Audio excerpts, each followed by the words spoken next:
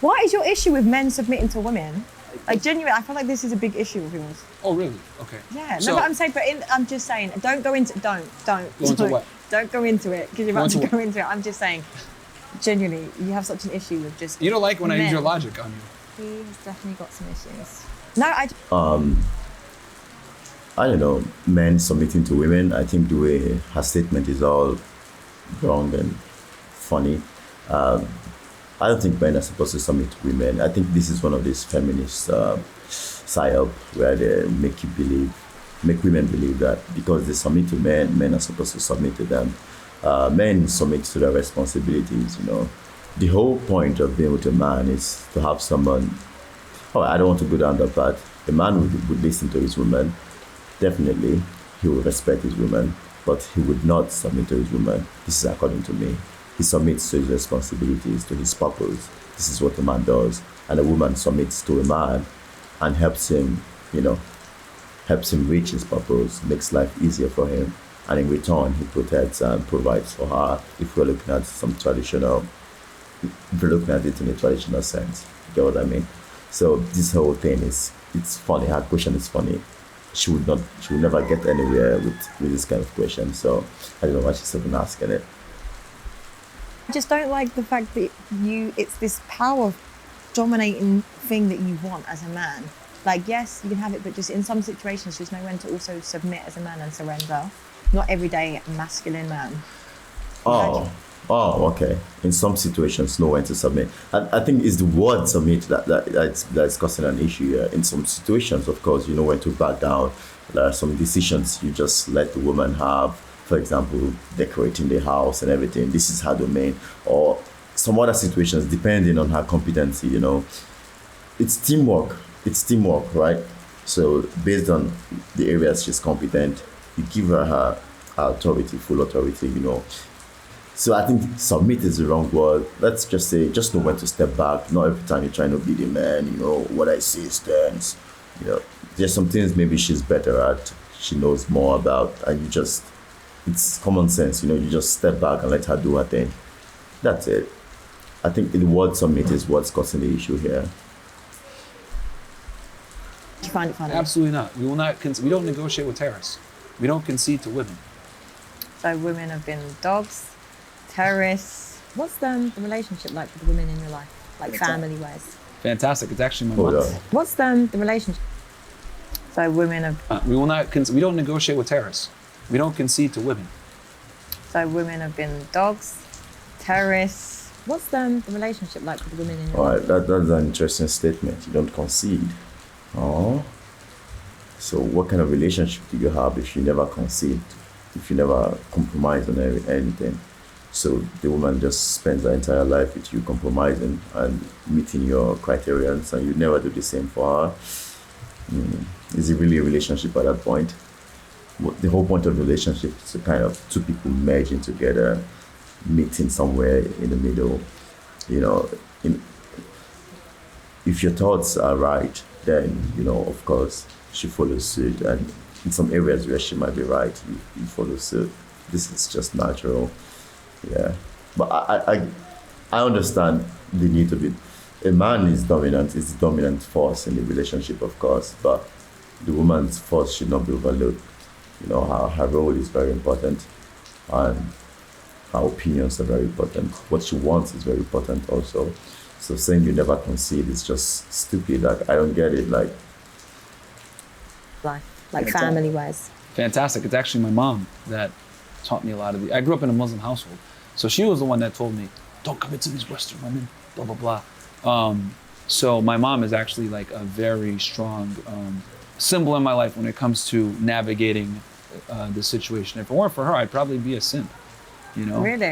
Yeah, I mean, I grew up but my parents are together to this day. My dad, my dad was the man, my mom was the woman, my dad led, my mom followed, and you know, they have a fantastic relationship, and a big part of that is because they you know, stuck to their roles. And it was my mom that told me from a young age. you know, leading doesn't mean you never listen to the people that supposedly follow you. You know, leading, like, to be a good leader, you have to be a good follower. To be a good leader, you have to be able to listen to your followers.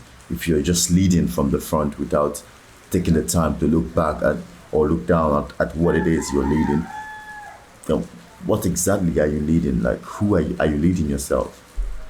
Maybe you're leading yourself, but like, to be a good leader, you have to take feedback, right? And you have to compromise on certain things, you know, just the subtle things that makes you a good leader. Don't marry these American women, these Western women. They're not going to cook and clean for you. They're not going to take care of you. You're going to come to the home, it's going to be disheveled, blah, blah, blah. And I used to think to myself, like, Mom, chill, what's wrong with you?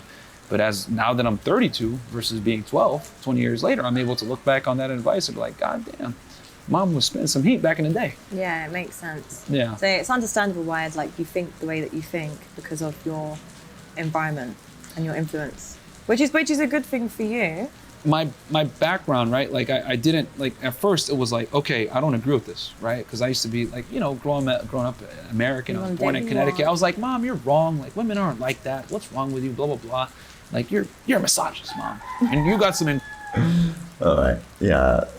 We all had that awakening moment when we were young and innocent. We all thought women were just angels in the sky. I thought that. I thought women were angels in the sky. They could do no wrong. They were just nice, good people, could hurt no fly. This was naive, of course. And when I grew older, I realized, oh, okay.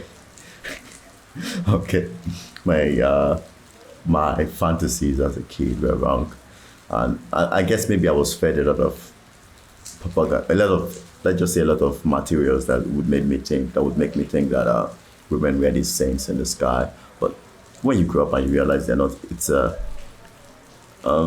should I say sad? It's a really eye-opening moment.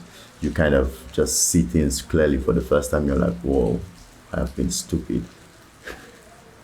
So I understand what he's saying.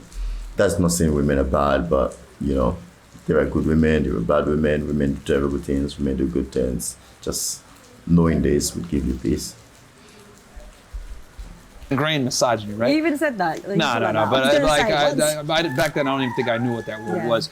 That's like a buzz term nowadays that no one knows the definition of anyway. But anyway, so as I got older, right, like the things that she started to say started to reflect more and more when I dealt with more and more girls. And I was like, what the hell is going on here?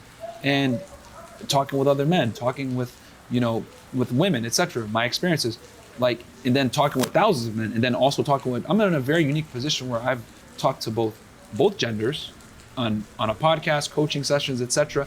So I'm in a, very certain situation where I'm able to get anecdotal evidence. I have statistics, etc. to back up what I'm saying. And I would say my approach to dealing with women, dating, relationships, sex, etc. is a very pragmatic way to approach the dating marketplace based on today's scenarios. Would this dating advice work in the 1950s? Maybe not, because women were different back then.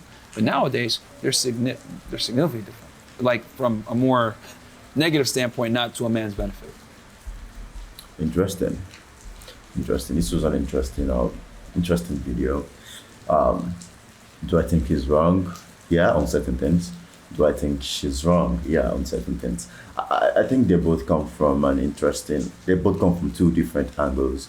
She's more on the whole feminist side and he's on the whole RedPill side. I think both ideologies are detrimental to society, if you know what I mean, in some ways.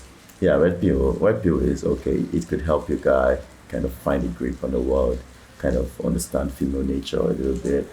But in the grand scheme of things, their doctrines are toxic and detrimental to society. You have factors like MGTOW coming out saying never get married, spend your whole life running around banging chicks. It's just empty and stupid, hedonistic. At the end of this road, it's just darkness and sadness, emptiness, loneliness. There's no love, there's no happiness, there's no life in this path. I think just be a good leader. Listen to your woman, listen to your kids or whoever it is under your care, and adjust your way of life. If you wanted to do everything exactly the way you want, then you would be alone, right?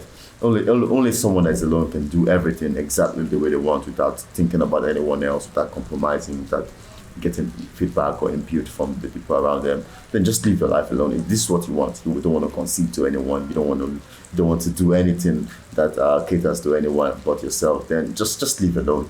Let's just come out and say, yes, I'm a man, I want to live alone. I don't care about women, I don't care about kids. I just want to live my life alone.